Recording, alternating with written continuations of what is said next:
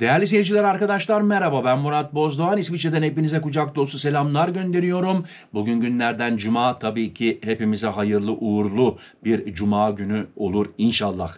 Arkadaşlar, tarih bugün 8 Kasım 2024 yılındayız ve konumuz İsviçre Burka Kanunu.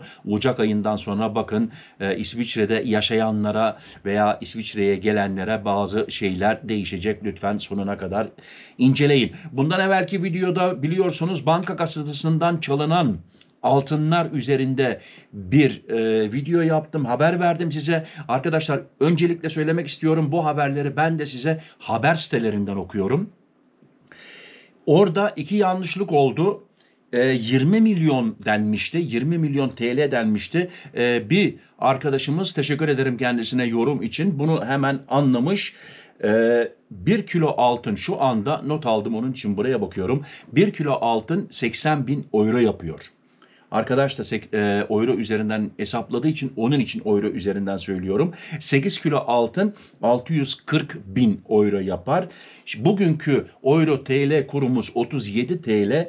37 TL ile 640 bini çarptığım zaman 31 bin, yok, 31 milyon 80 bin TL çıkıyor. Yani 20 milyon değil, 31 milyon 80 bin TL çıkıyor. Şimdiki, bugünkü 8 Kasım 2024 tarihindeki kura göre. Onun için arkadaşlar bu yanlışlık oldu ve banka müdürü demişim, banka memuru diyeceğimi, onun için de özür dilerim. Ve yeni gelen abonelere hepiniz hoş geldiniz, sefa getirdiniz. Arkadaşlar, bu konu bitmedi. Tabii ki yorumlarda da soruldu. Hangi banka? Hangi banka yazmıyor. Hiçbir yerde yazmıyor. Ben peşindeyim. Banka ismi belli olursa hemen yeni bir videosunu yaparım. Şimdi arkadaşlar, fazla uzatmadan gelelim Burka Kanunu'na. Ocak ayından itibaren 1000 franka kadar ceza uygulanacak. Dikkat! İsviçre'de, bilhassa İsviçre'de yaşayan Müslüman vatandaşlarımıza sesleniyorum. Burka yasağı Ocak ayından itibaren geçerli. İsviçre'de 1 Ocak 2025'ten itibaren kamusal alanlarda yüz kapatma yasağı uygulanacak. Yasağı ihlal edenlere 1000 franka kadar para cezası verilecek. Ancak bazı istisnalar bulunuyor. Bern. İsviçre Federal Konseyi 1 Ocak 2025 tarihinden itibaren kamusal alanlarda yüz kapatma yasağını yürürlüğe sokacak.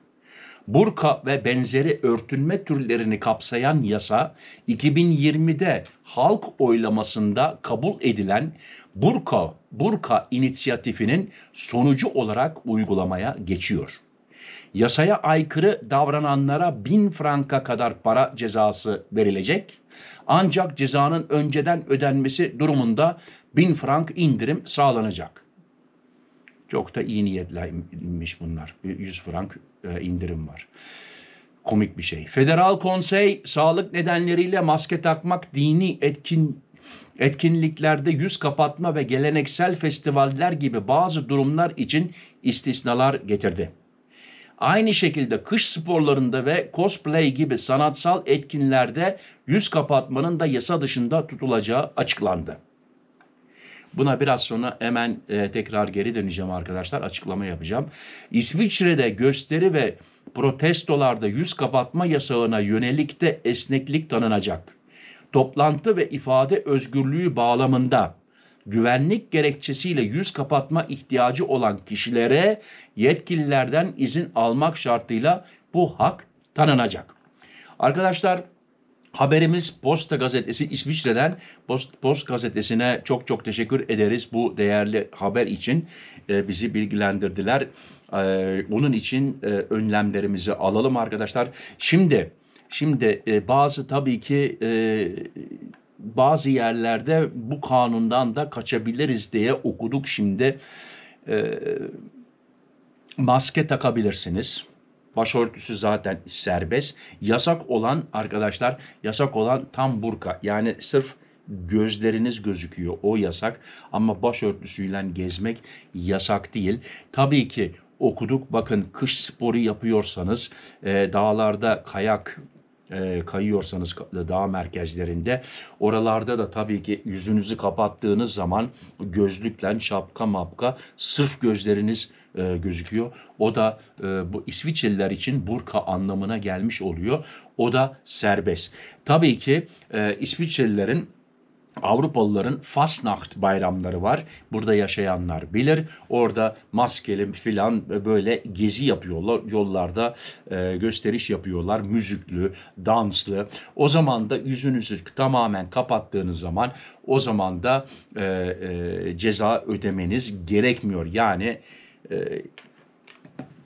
duyduğunuz gibi. Ve en sonunda ne diyor? Toplantı ve ifade özgürlüğü bağlamında güvenlik gerekçesiyle yüz kapatma ihtiyacı olan kişilere yetkililerden izin almak şartıyla bu hak tanınacak. Yani yetkililerden izin almanız lazım. Şimdi derseniz şöyle söyleyeyim. Benim hanımım 30 seneden beri burada, 30 seneden beri kapalı, 30 seneden beri burka ile Migros'tan alışveriş yapıyor. Gideceksiniz arkadaşlar, gideceksiniz köyünüzün Gemeindesine, Gemeinderat'tan izin alacaksınız. Einwohner Kontrolle'ye gidin, oradan başvurun ve durumu anlatın, durumu izah edin. Size izin verebilirler diye ben böyle anladım. Onun için bakın arkadaşlar, garantisi yok. Gemeindeden Gemeindeye de değişebilir. Onun için ben size %100 garanti vermiyorum ama bir ufak yol açmışlar. Onu söylemek istiyorum size. Arkadaşlar ben bu işi anlamadım. İran'da başlarını açtıkları zaman bayanları içeri atıyorlar. Avrupa'da da kapandıkları zaman para cezasına veriyorlar. Yani hayret bir şey. Bunun bir orta yolunu bulun artık ya arkadaşlar. Bunun orta yolu yok mu bunun? Evet, yorumlarınızı bekliyorum, merak ediyorum ve biraz evvel söylediğim gibi bu banka konusu bitmedi. Arkadaşlar bu banka konusu bitmedi. Bankanın ismi belli olursa tabii ki bunu size hemen buradan haberdar edeceğim. Sizin de haberiniz olsun. Çünkü çok kişi yazdı. Çok kişi yazdı. Bankanın ismini de söyleyin, haberimiz olsun. Ve bunun yanında çok yorumlar geldi. Bankadan bankaya bu kasa sistemleri çeşitli oluyormuş. Ben hepsini okudum. Bazılarında telefonunuza mesaj geliyormuş, bir şifre geliyormuş, yoksa giriş yapamıyorsunuz. Onun için bankadan bankaya değişik. Herhangi bir banka kasası açtırmak istiyorsanız bunun da tabii ki sizler de peşine düşerseniz iyi olur. Çeşit türlü sistemler var. Yani bazı bankalarda banka memuru ve sizin anahtarınız, iki anahtarla bodruma iniyorsun. Kasanın olduğu yerde o anahtarını sokup açıyor. Sen anahtarını sokup açıyorsun. Seni yalnız bırakıyor. Artık içine koyacağını, alacağını, işini halledip ondan sonra kasayı beraberce gene kitleyip yukarı çıkıyorsunuz. Ama bunun başka sistemleri de varmış. Biraz evvel dediğim gibi bankayı açacağınız zaman telefonunuza oradaki, yani sizin verdiğiniz telefon numarasına mesaj geliyor, şifre geliyor ve öyle açabiliyor. Yani her seferinde sizin haberiniz oluyor. Sen istersen Amerika'nın New York'unda yaşa, sana mesaj geliyor. Evet arkadaşlar, beni seyrettiğiniz için çok teşekkür ederim. Haberlerin peşindeyiz. Bilhassa tabii ki benim size sunduğum haberler arkadaşlar bilhassa Avrupa'da yaşayan gurbetçilerimiz için özel seçiyorum. Öbür Türkiye'de yaşayan arkadaşlar da artık Türkiye'den haber yapan sitelerine başvuracak. Ben daha da çok gurbetçiler için haber veriyorum. Beni seyrettiğiniz için tekrar çok teşekkür ediyorum. Hepinize tekrar hayırlı cumalar olsun. Kendinize dikkat edin, sıhhatinize dikkat edin. Sıhhatli kalın, benimle kalın. Hoşça kalın. Murat.